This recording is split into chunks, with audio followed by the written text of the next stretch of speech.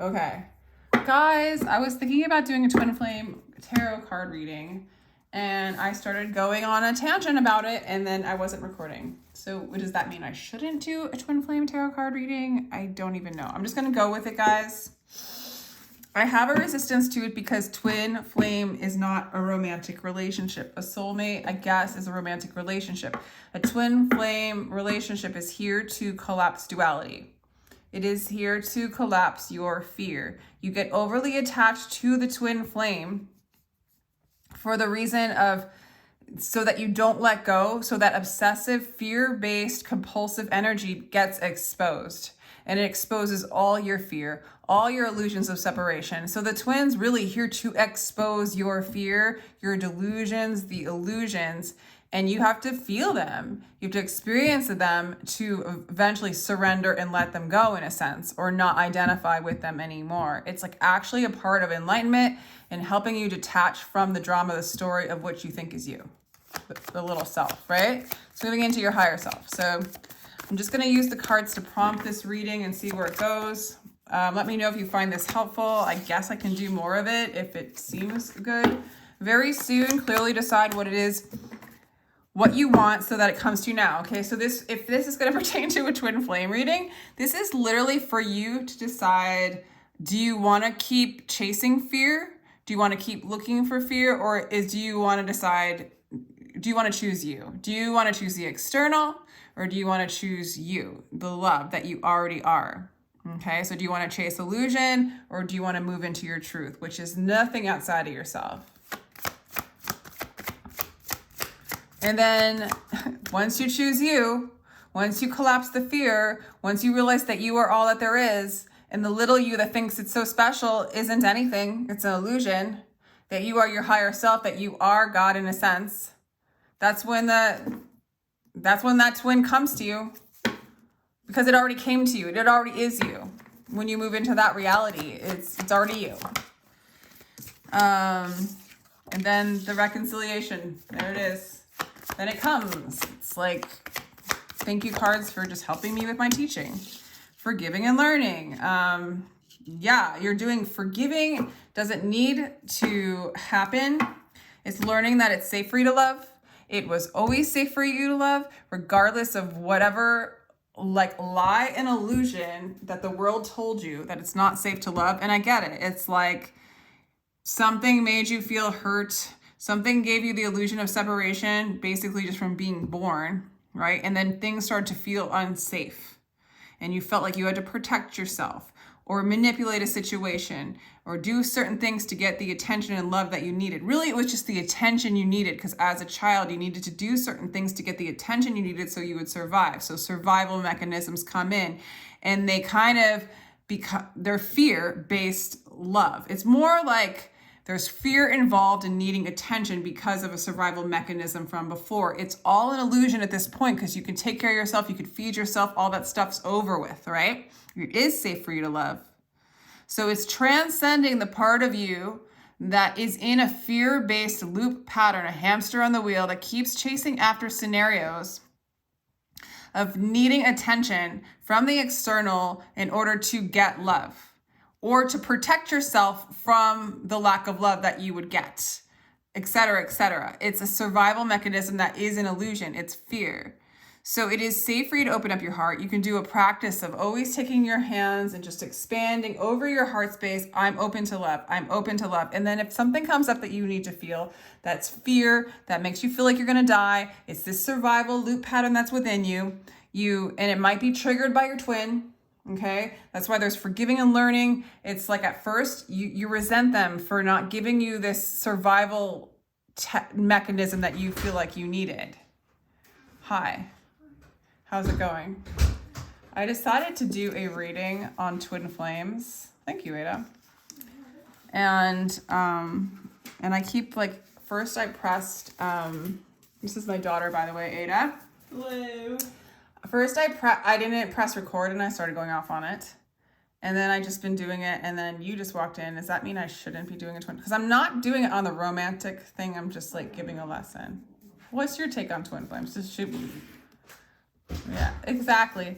So no one likes twin flames in the ego because the twin flame, like it's a perfect example. I was like, what do you think of twin flames? And she's like, because it's not for the ego. This is not ego love. This is not ego romance. This is a disillusionment of the ego. It's letting go of the false self that's holding on, trying to survive. It's a collapse of that. So it starts off where they trigger you and you feel like you need to forgive them. And then you feel like you need to forgive yourself because you put yourself in a situation where you're stuck in extreme amounts of pain and fear because it brings up your fears of this like need to survive, this trauma response, right? So the very soon as once you decide, like, first of all, trauma happened. It just is. I overly believe in this, like the part of me that feels like it needs to survive is what is in full power in my consciousness right now. I have a choice to become enlightened and observe that part of myself. Still, I will feel those feelings, but I don't have to be so identified with them that they take over and they run me. And so like in these dynamics, when you have a lot of fear, you either do these crazy things, you yell at your twin, you chase after them, you're on the floor crying, you can't do anything else, you can't work because it's showing you your shadow, it's showing you how we've been run by a state of fear. And it's love underneath it all, but you got like at some point we start to clear these like people go into a dark night because they're feeling and experiencing all this fear that they've been running away from. It feels like to their ego they're gonna die, or to that part of themselves. Until we move into a place where it's like we lighten up our energy, it's safe to love, it's safe to flirt. There doesn't have to be a stake in any of this. Like a lot of times we have a stake in a romantic partner out of our abandonment wound, out of our trauma wound, out of a need to survive. And no love, like you wouldn't want a love relationship where you're helping someone survive. Like you can see the illusion in it if you were the one that was being asked to hold space for that. And even if you did want to do it for a while because it made you feel special, you would get pretty tired of the heaviness of that and the illusion of it. Because we are actually all whole and complete divine beings full of love. And we're learning this. And what we're forgiving, I guess, I say more learning, is that we aren't the troublemaker. We aren't the one in the survival mechanism. That is a false self. That's an illusory self, an overdeveloped ego, an overdeveloped identity that's overly wrapped up in an identity of trauma, which is totally okay. But we can move beyond it and be in our heart space where we are safe to be who we truly are, which isn't that. And it's just a small veil that seems to hold a lot of power over a lot of us. So that's why this relationship is so freaking beautiful, because it comes in to reveal the shadow aspects of ourselves. And does the ego hate it? Oh my God, yeah. It hates it. So our twin essentially becomes our guru. You know, it's like our twin. And it's just not even the right word for it. Like it's just not even good enough. It's just not. But think of the twin becomes your guru. The guru has you do all sorts of crazy things with your mind, because your mind thinks in order to be enlightened, you need to go from here to here. So the guru, a lot of gurus will be like, okay, well then do all these crazy things and you'll achieve enlightenment. Of course they don't, because you already are enlightened. You already are in that state. You don't need to climb or do anything to get there. But sometimes we have to exhaust all of the possibilities for us to finally surrender. And that's what this relationship does. It makes the false self exhaust all possibilities until they surrender to what they already are. And that is love, my dearies. And it's not what we thought. And I mean, I can't even explain it in words and make it what it really is, you know? I don't even know how I'm gonna, okay. Yeah, this is a true love relationship, but it's like, this is the perfect card to show up. If I love myself, I love you. If I love you, I love myself, because it's the same. And you can love this person through all the fucking weird shit that they do. And you can love yourself for all the weird shit you do, because it's all one and it's all pointing itself back to its truth and what is not truth and what is love. The more you love yourself, the more you can love across the board. But it's through accepting our shadows, forgiving ourselves, accepting that which isn't, that needs to be healed from the past. And I don't know, like, I'm just going to go on. So the twin cannot collaborate with you if you are not aligned to your true self, because when you are in your false self, they have to show you your false self, which you're not going to like all the time. Sometimes. This says, I searched for God and found only myself. I searched for myself and found only God. So for some of you guys, like if we were to do this read in a particular timeline, work on loving yourself. Your twin cannot collaborate with you. They do not feel like they can collaborate with you until you are in that harmonious place within, because they are your mirror and they cannot show you anything but disharmony when you are not in harmony. They are you. Does that make sense? They are your wish fulfillment. They are your wish fulfillment.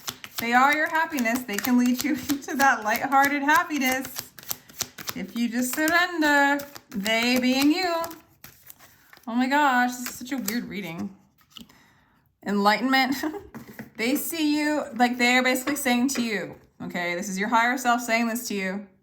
Come out of the circle of time and into the circle of love. Get out of the past stories, the over-identification with the past stories, how many lifetimes you as an energy dance have done this in this lifetime and previous lifetimes.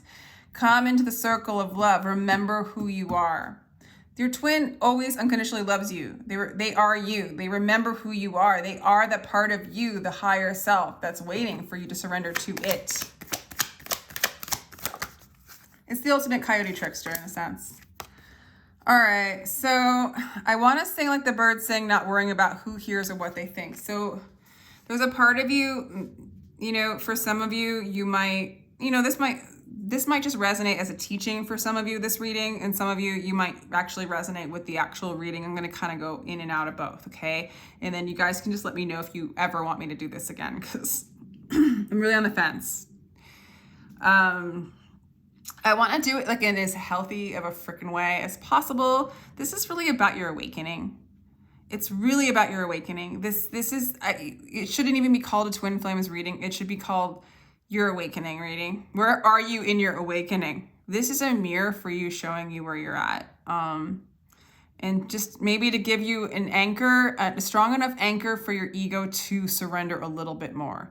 Sometimes if there's just a safe enough container and there's not too much chaos, the ego can surrender a little bit more and get you more free from the attachment.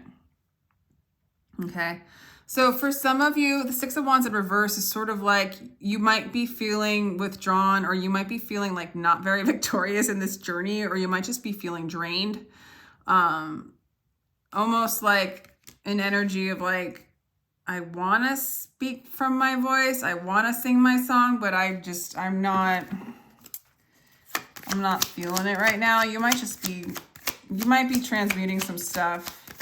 Some of you guys might be in like a reunion with your twin where they're starting to come back in and you guys are talking about things like forgiving each other. You're learning about more things and you're going in and out of like, is this safe? Is this not safe? And it might be bringing up a lot of shadows for some of you. And this energy to me is literally like, in a way, this is like a collapse of a personal will as well. So there's a lot of surrendering energy going on with you. And with your twin, the Hermit card, it's sort of like they are kind of still keeping to themselves. They might be doing a lot of healing within as well, which is just a mere reflection of you doing this healing as well. You know, becoming more anchored into their spiritual truths as you are becoming, where you're surrendering more to the things that you don't like about the material realm, right? Like a lot of people that are on this side of the twin flame relationship, the chaser person or whatever, or they say that like, not the like the, you know, the one that's obsessed more. The other one gets obsessed too. God, It's always different for everybody. For the one that's probably watching this reading, I don't even remember what I was gonna say. So anyway, what the hell was I gonna say? All right, we'll come back. Wisdom tells us why we are not worthy. Love tells us we are. My life flows between the two. So you're starting to let go of your guard. You're starting to let go of deciding. So the only thing you need to decide is to either surrender to who you really are or to not, you know? And obviously the best decision in this situation is to surrender and realize that it's safe for you to love and open up your heart and just release these stories. This feeling of being worthy is tricky, right? Who's worthy? You are completely worthy to feel peace and love. We all are. There's no one that is not. There's no judging of who's worthy, who's not worthy. That's karmic. That's fear-based. That's what you're moving out of. That's duality. You're moving out of that. So it's really good.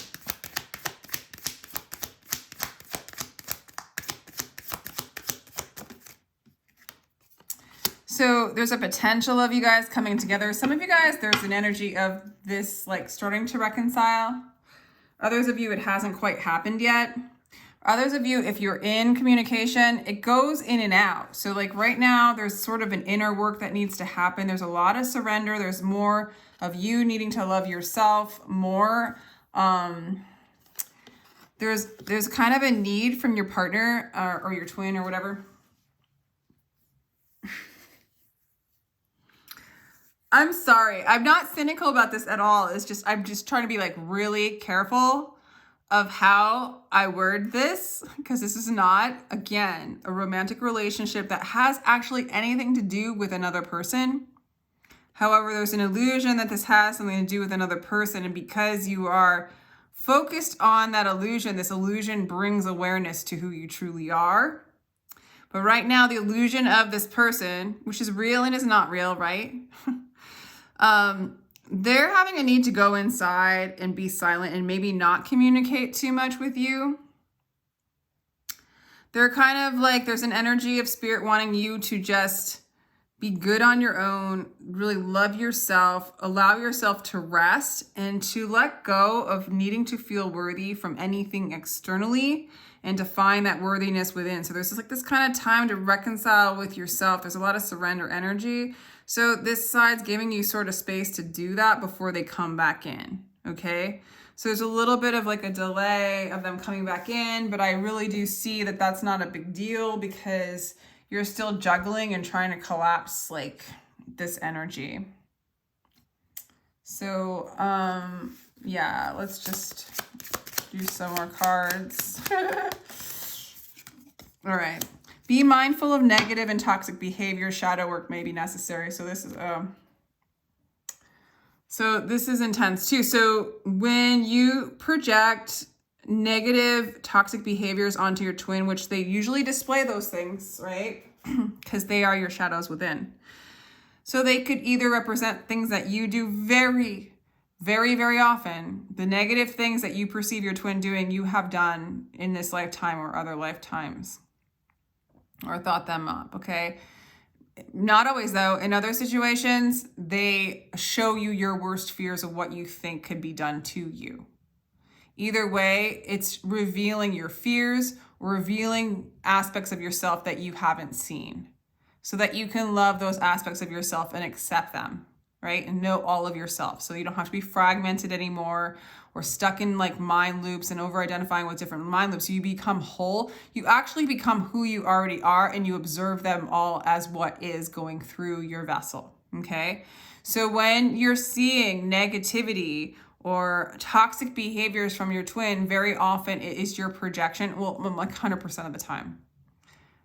You've created them throughout your lifetimes. They're your toxic cycles. They keep you locked in fear and they keep you locked into the lower 3D realms, if you will, right?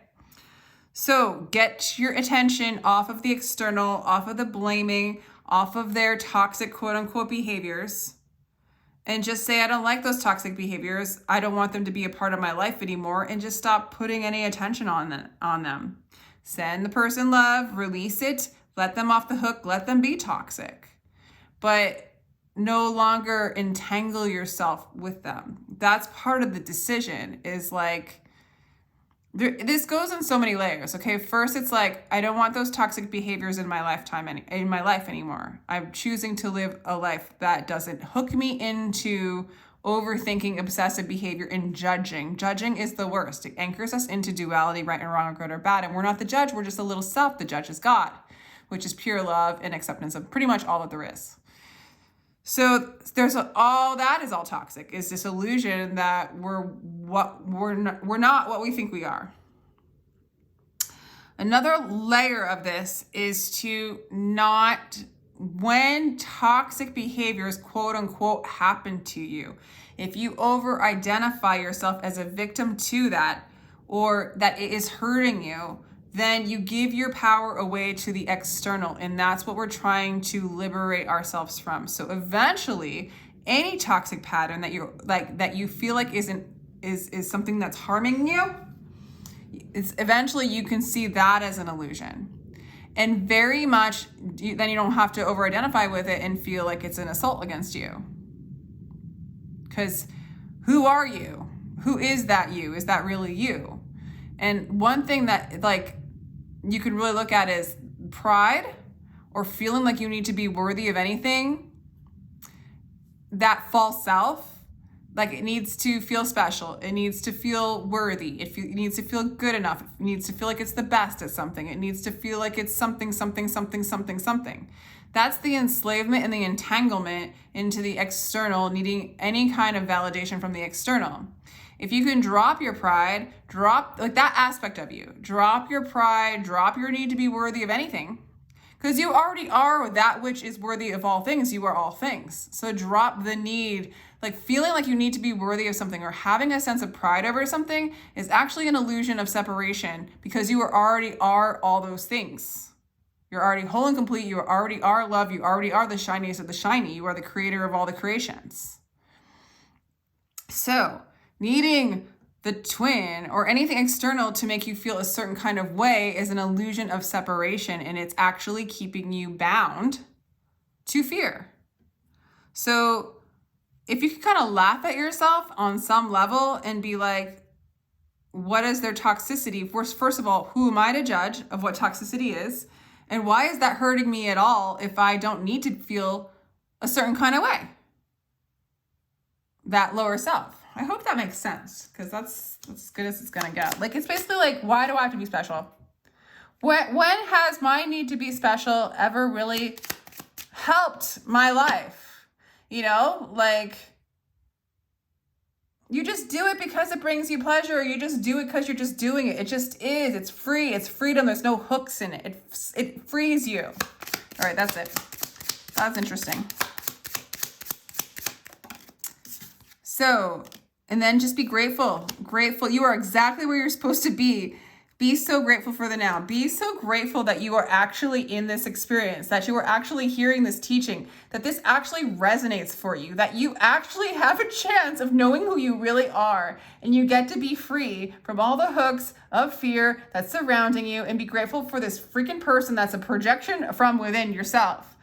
You are trying to set yourself free. That's why they call it the twin. So much great gratitude. And they have gratitude for you because they are you. Deep down inside, this is so beautiful. Oh my God, a rude awakening. Things fall apart to make way for a sturdier foundation.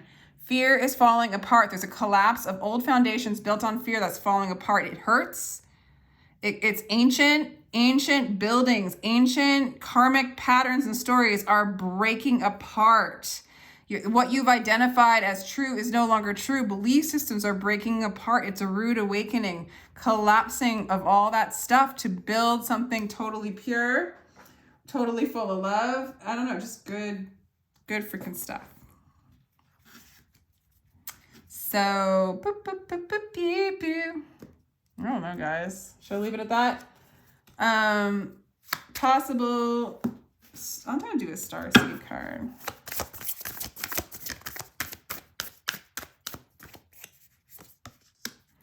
activated earth, power, places, ley lines, trust where you're being led. Yeah.